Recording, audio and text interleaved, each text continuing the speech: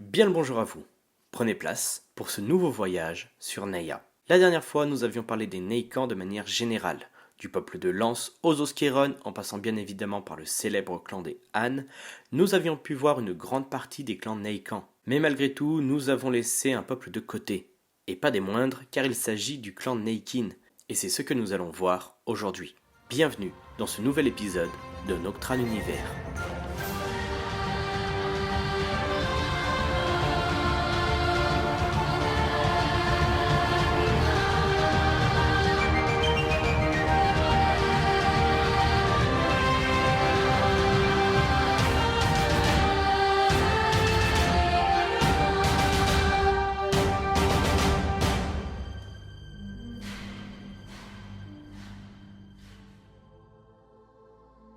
À environ une centaine de kilomètres du clan Neikan, après l'épaisse jungle, se trouve le clan Neikin, un peuple sédentaire, en place depuis désormais 3 générations. Vivant dans une construction naturelle rocheuse de taille, les Neikin se sont habitués à cet environnement plus sec et aride que leurs cousins les Neikans. À l'intérieur de leur montagne appelée le Wadohe Plako, voulant dire littéralement grande roche, se trouvent de nombreuses galeries, cavités ou encore salles de repas ou de cérémonies. Ces galeries ont été creusées par l'érosion de l'eau durant des millions d'années. Les Neikin, sachant travailler la roche, ont amélioré les lieux en creusant directement dans cette roche facilement effritable. De plus, leur montagne leur offre un plateau à son sommet qui domine l'horizon. C'est d'ailleurs là-haut qu'ils organisent les plus grands banquets. L'histoire du peuple Neikin est extrêmement liée au clan des Han, donc aux Neikans, car les Neikin restent avant tout des Neikans.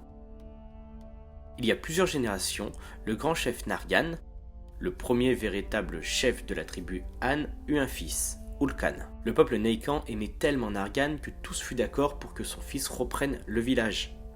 Une fierté pour le peuple, mais aussi pour Nargan, voyant son fils prendre la relève.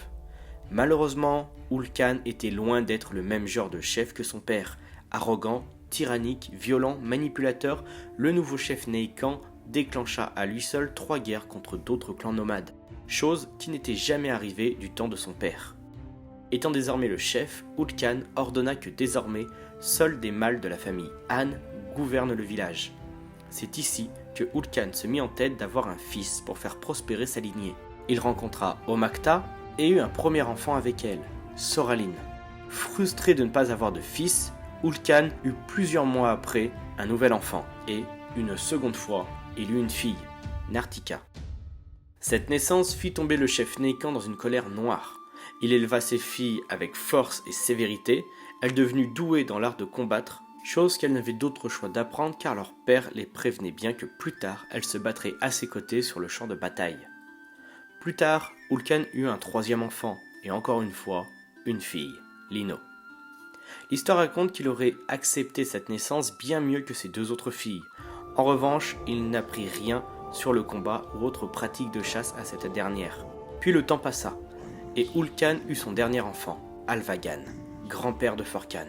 Encore une fois, l'histoire raconte que jamais le peuple n'avait vu le chef aussi heureux. Il fit un grand banquet pour honorer la venue de son premier fils. Le temps passa et Ulkan en délaissa ses filles. Soraline, la première fille du chef, devenue douée dans la manière de gouverner. Elle était aimée du peuple et semblait prête à tenir le village. Mais quand elle demanda à son père, celui-ci fut catégorique. En aucun cas, il ne la laisserait devenir chef du village. Alvagan serait le nouveau chef. Plusieurs péripéties plus tard et de nombreuses tensions au sein même du village, le peuple se divisa. Une partie voulant Soraline comme chef, les autres voulant Alvagan. La relation entre Alvagan et sa sœur Soraline était tout de même bonne, car le jeune Alvagan n'avait aucune envie de gouverner.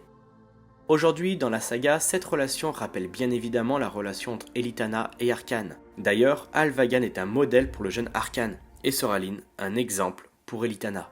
Mais revenons à notre histoire. Après de nombreuses tensions et un choix mûrement réfléchi, Soraline décida de quitter le village des Han pour y fonder son propre clan.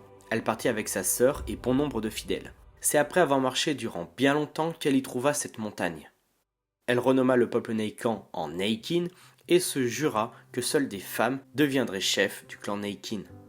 Elle reproduisit ce qu'elle avait toujours critiqué au sein même de son propre clan. En ce jour, la dynastie des In venait de commencer.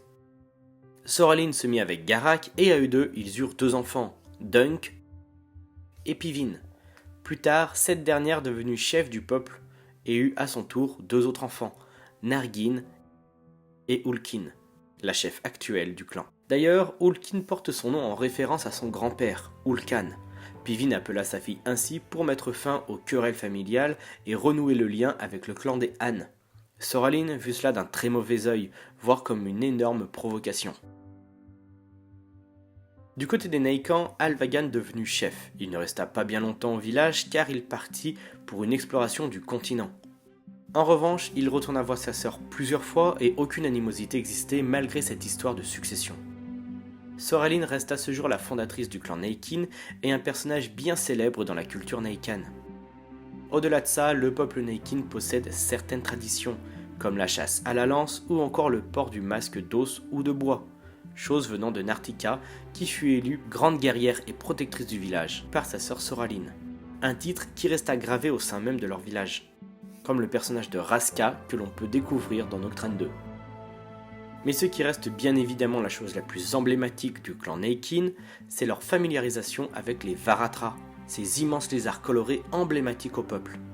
Leur apprivoisement remonte au temps de Soraline qui créa un lien fort avec ces animaux de taille, un lien puissant que peu de personnes peuvent comprendre, un attachement qui se perpétue encore aujourd'hui et qui est devenu une véritable fierté Naikin.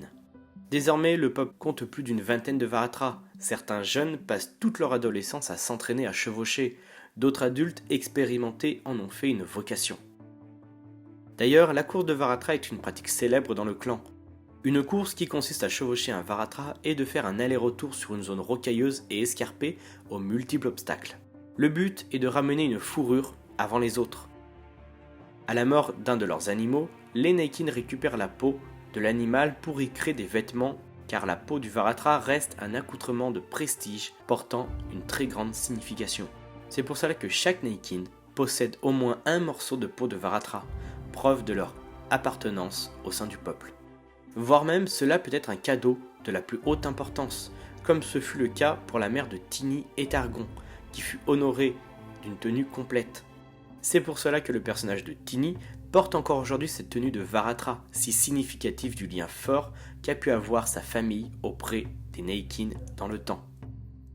De plus, Alvagan portera avec fierté sa tenue en peau de Varatra, offerte par la suite par sa sœur, signe amical et fraternel prouvant que plus aucune animosité ne vivait entre les deux peuples. Pour ce qui est de l'élevage, les Naikin élèvent de nombreux Iroks, comme le fait le peuple Naikan, car malgré que les Varatra soient une monture de prestige, l'Irok reste avant tout la monture la plus utilisée chez le peuple Naikin. Pour ce qui est de l'agriculture, les Naikin n'ont encore aucune forme, même primaire, d'agriculture. En revanche, ils ont un moyen extrêmement utile de sécher la viande. Une préparation spéciale que les Naikin ont su travailler avec le temps, car les chaleurs étant bien plus fortes dans les zones où ils ont dû s'habituer à cette conservation de la viande. Durant leur histoire, les Naikin n'ont pas connu de grandes batailles, mais l'une d'elles, contre un clan nomade ravageur, a bien failli être décisive pour le clan. Mais la victoire fut tout de même gagnée avec l'aide précieuse du clan Naikan. Pour ce qui est des Elec, le peuple a eu aussi son lot de catastrophes. Mais je ne le préciserai pas ici pour ne pas révéler plus de choses sur la saga. Mais la destinée du clan Naikin a pris une tournure bien spéciale durant l'arrivée des Elec. Depuis ce temps, régulièrement, les Naïkans et les Naikin cohabitent. Même si le chemin est long et laborieux, il arrive que les deux peuples se rassemblent pour de grands banquets. Cela peut être pour présenter des naissances ou alors pouvoir parler de différents événements comme le déplacement de peuples nomades ou encore l'échange de savoir ou l'élaboration de certaines techniques. Durant la saga, le peuple Naikin gardera son importance, et des personnages comme Ulkin, Algor ou encore Skorm restent des personnages importants de l'histoire. Mais parmi eux se trouve un personnage bien plus spécial, Pivin, la fille de Soraline, qui est à ce jour bien âgée. Mais ce personnage fait partie d'une élite, une anomalie dans le monde natif, car elle est ce que l'on appelle une Novak. Un être capable de pressentir ou percevoir des événements futurs. C'est d'ailleurs sur ces Ovaques que se portera notre prochaine aventure. Bien sûr, j'aurais pu pousser le détail des Naikin encore plus loin, mais pour cette première approche, je vais en rester ici. Je vous remercie, n'hésitez pas à vous abonner, et nous, on se retrouve la prochaine fois. Salut à tous.